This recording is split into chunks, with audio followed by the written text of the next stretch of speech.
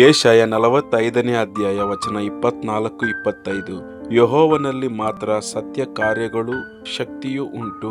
ಆತನ ಮೇಲೆ ಉರಿಗೊಂಡವರೆಲ್ಲರೂ ನಾಚಿಕೆಪಟ್ಟು ಆತನನ್ನು ಮರೆ ಹೋಗುವರು. ಇಸ್ರಾಯೇಲಿನ ಸಮಸ್ತ ಸಂತತಿಯವರು ಯೆಹೋವನ ಮೂಲಕ ಸತ್ಯವಂತರಾಗಿ ಆತನಲ್ಲಿ ಆನಂದಿಸುವರು ಎಂದು ನನ್ನ ವಿಷಯವಾಗಿ ಜನರು ಅಂದುಕೊಳ್ಳುತ್ತಾರೆ.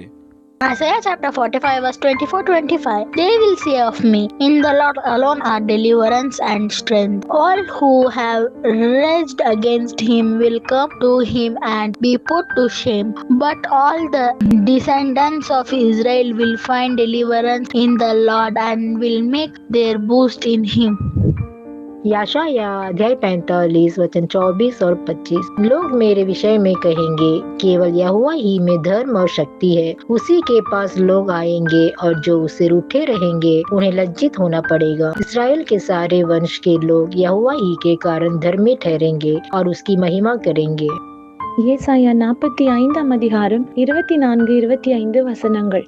கர்த்தரிடத்தில் மாத்திரம் நீதியும் வல்லமையும் உண்டென்று அவன் சொல்லி அவரிடத்தில் வந்து சேருவான். அவருக்கு விரோதமாய் எரிச்சல் கொண்டிருக்கிற யாவரும் வெட்கப்படுவார்கள். இஸ்ரவேலின் சந்ததியாகிய யாவரும் கர்த்தருக்குள் நீதிமான்களாக்கப்பட்டு மேன்மை பாராட்டுவார்கள்.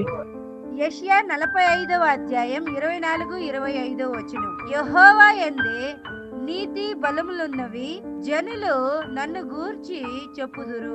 ఆయన యొద్దకే మనుష్యులు వచ్చెదరు, ఆయన మీద కోపపడిన వారందరూ సిగ్గుపడుదురు. యెహోవా యందే ఇశ్రాయేలీయులు సంతతి వారందరూ నీతిమంతులుగా ఎంచబడిన వారై అతిశయపడుదురు.